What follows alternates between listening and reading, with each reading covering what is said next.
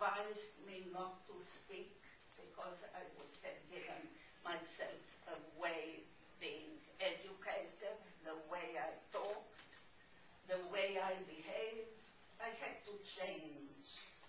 I had to transform myself into an illiterate farm girl in order to survive. So I played the deaf mute outside the farm. I didn't look anybody into the eye. When I didn't talk, I was looking on the ground, doing my work. I had to change entirely in order to survive. But I didn't want to be killed.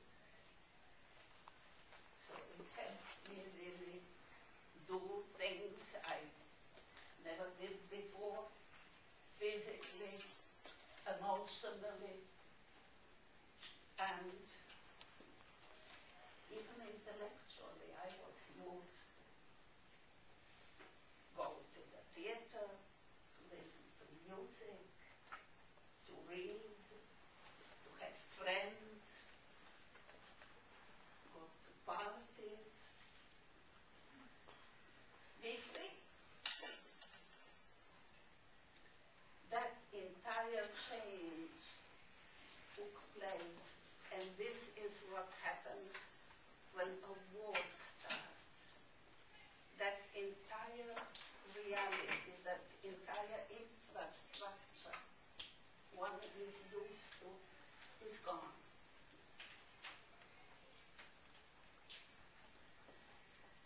You asked if I stayed in touch with the people who gave me shelter. The young woman stayed in touch with me because when the war ended, you know, the war doesn't start in an instant. It doesn't end in an instant either. I found myself when the Nazis withdrew from the city. I told my hosts, I'm going into the city to see if my mother and sister are alive. I knew that my father went through 2 borders and reached Hungary, where my grandmother was. The borders were, those are Velcro borders in Europe. You know, the same place changed in 50 years 3 times from one government into the other, especially during World War II. Between the wars, Yugoslavia was a man-made country of remnants from the Austro-Hungarian Empire, from the Ottoman Empire, was put together by people and taken apart by people, by politics. And so my father was in Hungary. I hope he was alive, but that was later on when I could travel with Russian convoys to the place where he was supposed to be, and my grandmother, I got the verification that he and my grandmother were caught and interned to Auschwitz, where they perished. So the end of the war is just the end of fighting in a particular place. So when the Nazis withdrew, I went into the city.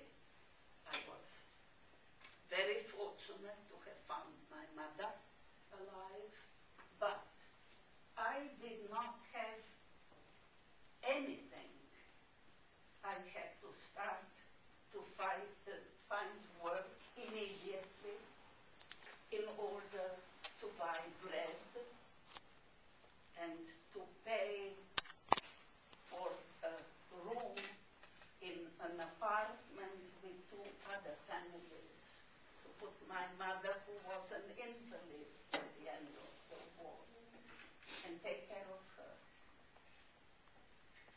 did not have time to go back to the farm, but the farmers came to see me because they got used to me.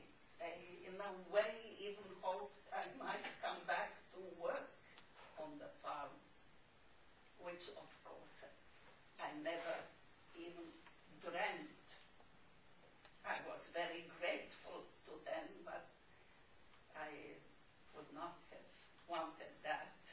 So I had to start school. I lost practically 5 years of schooling because it was over 4 years until I could go back to school. That's in a nutshell happenings and years and lives and that.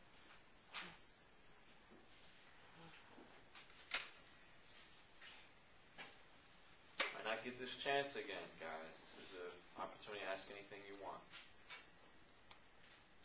Were any of your family in the military? I'm sorry? Were any of your family in the military?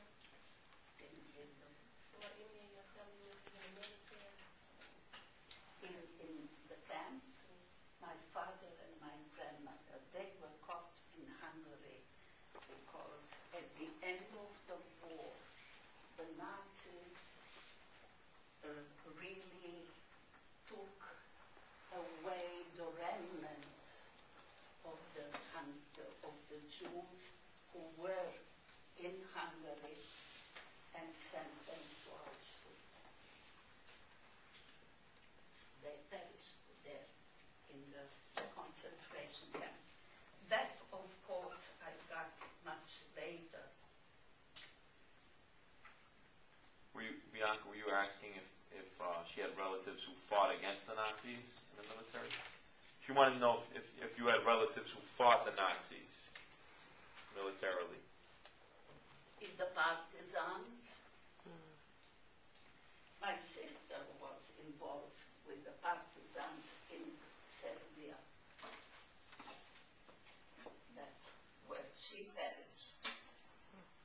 Everybody who survived really fought